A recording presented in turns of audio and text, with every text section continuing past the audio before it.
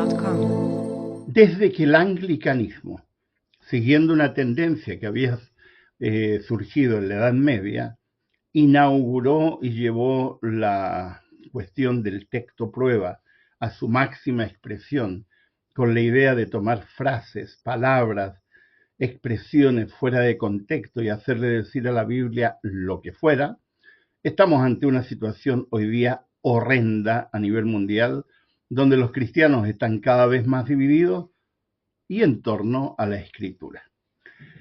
Como docente universitario, una de las cosas que más me preocupa es la poca capacidad de análisis de muchos cristianos que al abrir la Biblia no se dan el trabajo mínimo de reflexión y de análisis, partiendo por entender que lo que tenemos en las diferentes lenguas es una interpretación, porque toda traducción siempre es una interpretación.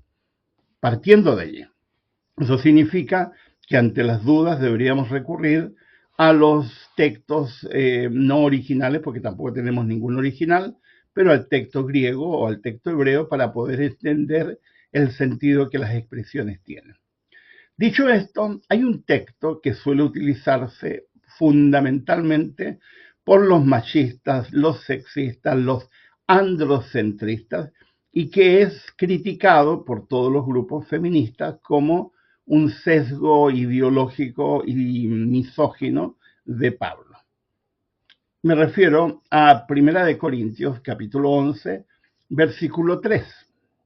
Ahora bien, quiero que entiendan que Cristo es cabeza de todo hombre, mientras que el hombre es cabeza de la mujer y Dios es cabeza de Cristo. Y ¡pam! Se acabó.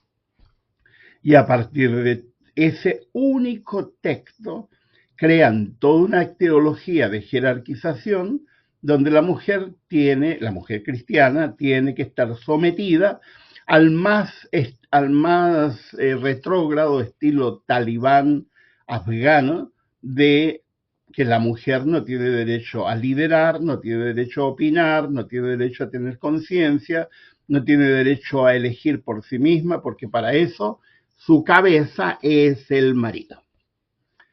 Y yo he escuchado y leído cada tontería en relación a este texto que son, perdónenme la expresión, opiniones vomitivas. Tienes derecho a tener opinión, pero yo también tengo derecho a reaccionar. Me produce una sensación de asco que algunas personas mal usen estos textos simplemente para hacerle decir lo que el texto no dice.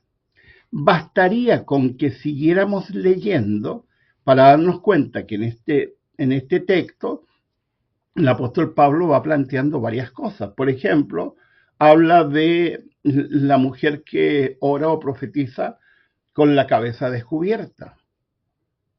Nunca las judías se cubrieron la cabeza. ¿De qué está hablando? El hombre no debe cubrirse la cabeza. Siempre, hasta el día de hoy, los judíos se cubrieron la cabeza. ¿De qué está hablando? El hombre, ya que es el hombre, versículo 7, es imagen y gloria de Dios, mientras que la mujer es gloria del hombre. ¿En qué parte del Antiguo Testamento aparece una aberración como esa? Luego, el hombre no procede de la mujer, sino la mujer del hombre.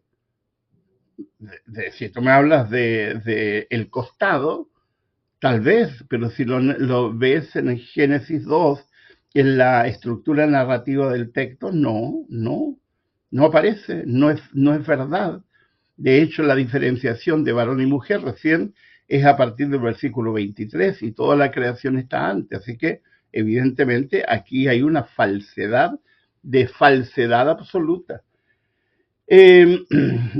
La mujer, a causa de los ángeles, debe llevar la cabeza cubierta como señal de autoridad.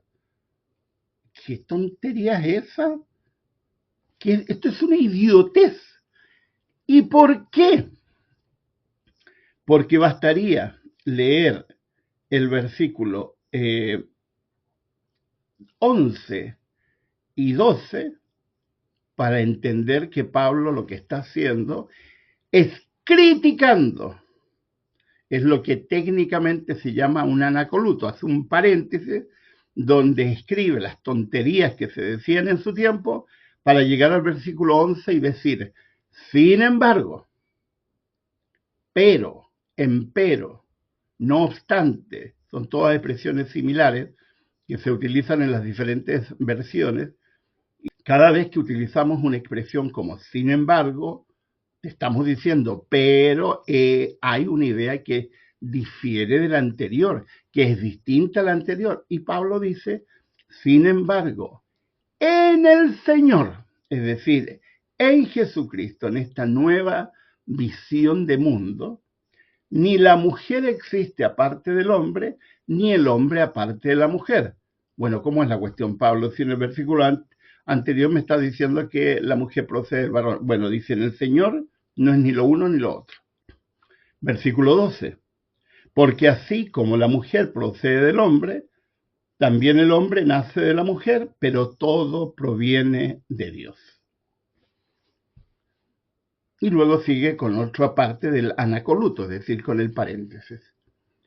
¿Cuánto nos ahorraríamos en tinta, en discusiones bizantinas absurdas, si solamente leyéramos el contexto?